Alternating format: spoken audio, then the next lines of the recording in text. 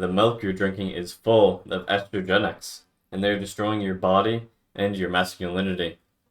You may be drinking it for easy, healthy protein to make more gains at the gym, but did you know that milk contains exogenous estrogens, phytoestrogens, phthalates, BPA, and many other estrogenics? In general, estrogenics are linked to depression, obesity, hormonal disruption, immune system dysfunction, blood clotting, cancer, and infertility. I'm Jared Payne, a student of health and nutrition, and today I'll be going over scientific research on the estrogenics in dairy. I went through over a dozen published research papers to bring you the truth. I was inspired to speak on this topic after reading Dr. Anthony Jay's book, Estrogeneration. Stay tuned until the end, because that's when I'll be going over how we can still drink milk while minimizing the estrogenics. One of the most shocking things that I learned in my research about milk is that it has a dramatic impact on your testosterone and your estrogen. In a study by Maruyama and colleagues from 2010, they gave 7 healthy young men commercially available cow's milk with 3.5% fat. 30 to 60 minutes after ingestion, their estrone increased by 26%, their progesterone increased 14%, their luteinizing hormone decreased 25%, their follicle-stimulating hormone decreased 7%, and last but not least, their testosterone decreased 18%. Clearly, drinking milk has a massive negative impact on your sex hormones. The authors attribute this to the high concentration of natural estrogens produced by the cows that end up in their milk, as multiple studies have confirmed.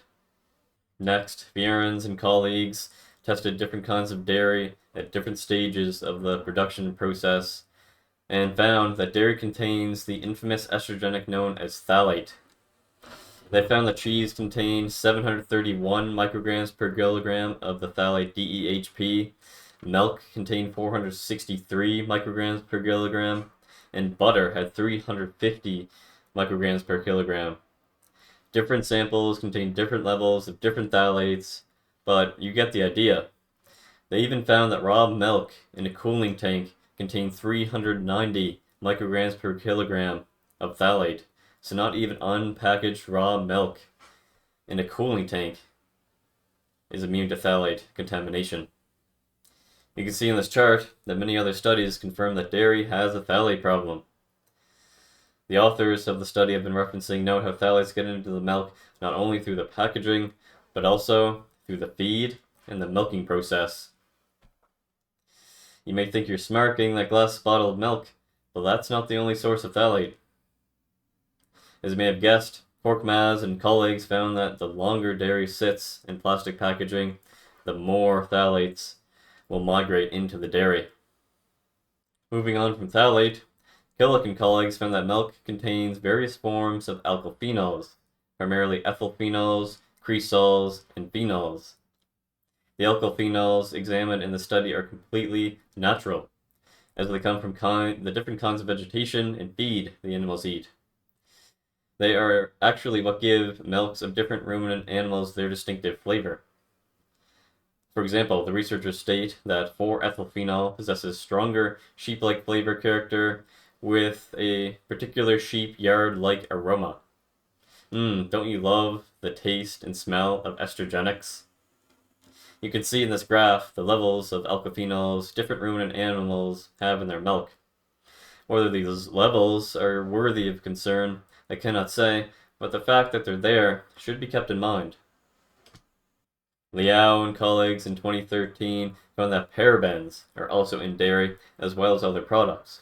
You can see in this chart how much of each different type of paraben are in the dairy products they tested.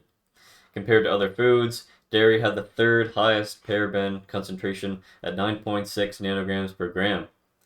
Grains had the highest paraben concentration at 18.6 nanograms per gram, followed by beverages with 14.2 nanograms per gram.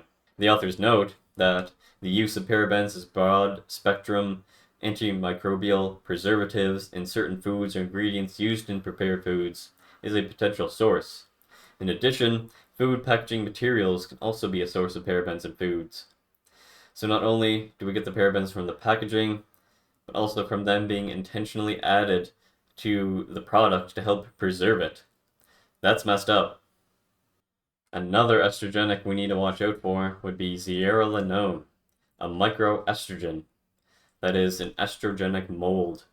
There are other toxic molds, including aflatoxins, ochratoxin A, deoxynivalenol, T2 toxin, and fumonisin.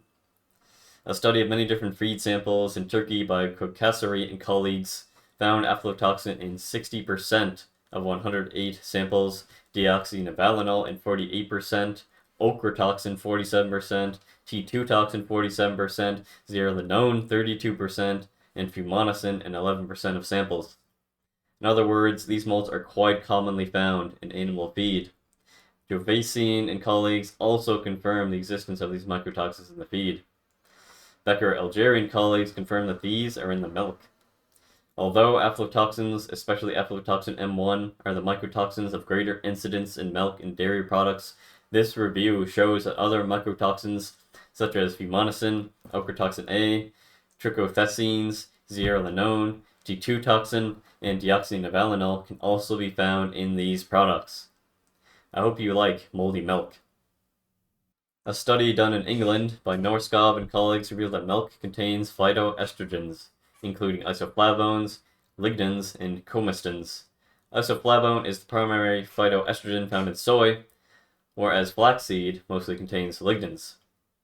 Cows may very well be fed soy, but phytoestrogens can easily be ingested by the cows from the grass they graze on, especially from clover.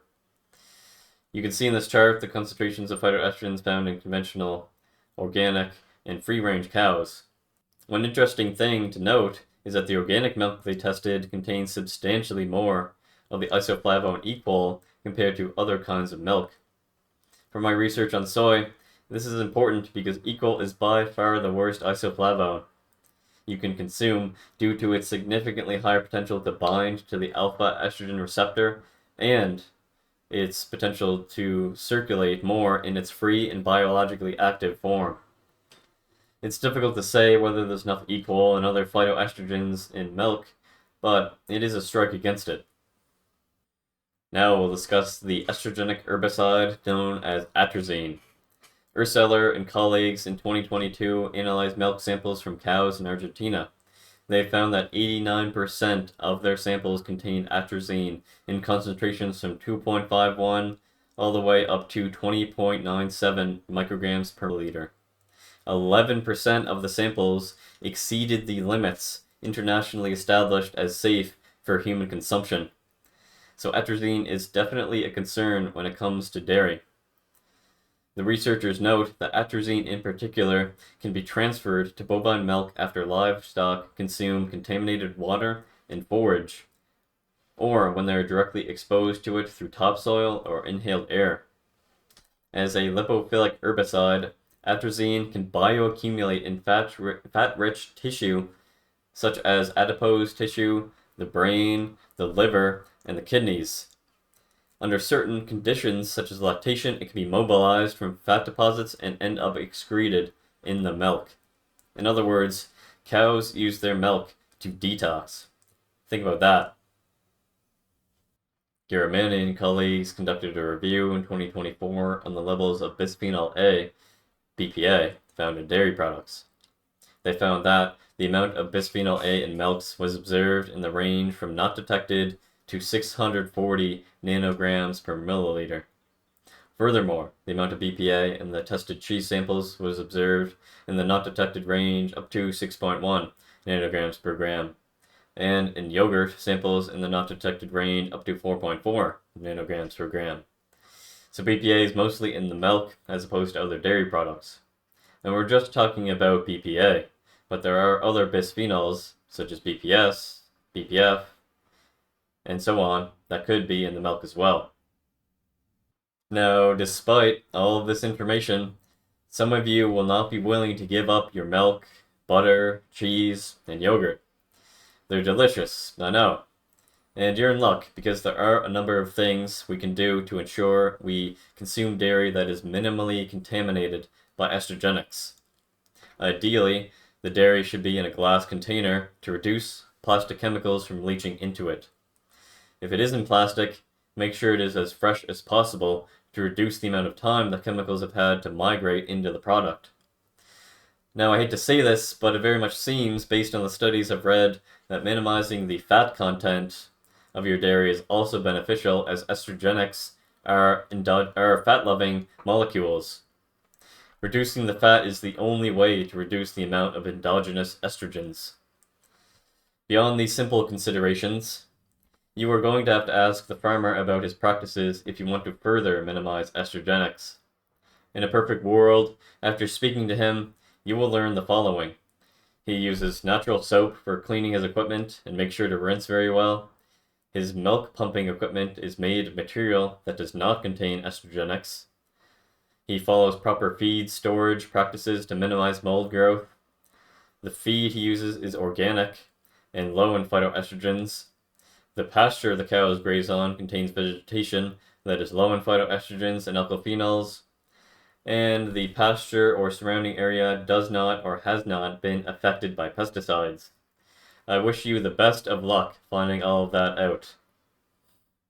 As much as we are conditioned as children to think that milk will make us big and strong, the reality is that with all the estrogenics in milk and dairy, it wouldn't be surprising if it made us fat, sick, and infertile.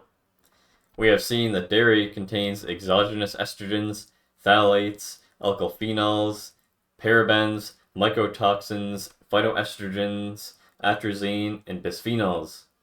The most shocking thing we learned is that our sex hormones become significantly emasculated soon after drinking milk. The mainstream establishment is constantly trying to get us drinking milk, whether that's through promotion of the idea that it promotes strong bones, or whether it's making it part of children's diet at school. They never, however, talk about the estrogenics in milk. That is why we need to do our own research.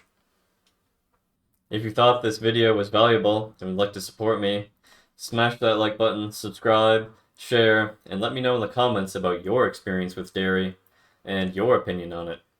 The more you help my channel, the more we can help the world become healthier. Make the healthy choice, especially when you don't feel like it.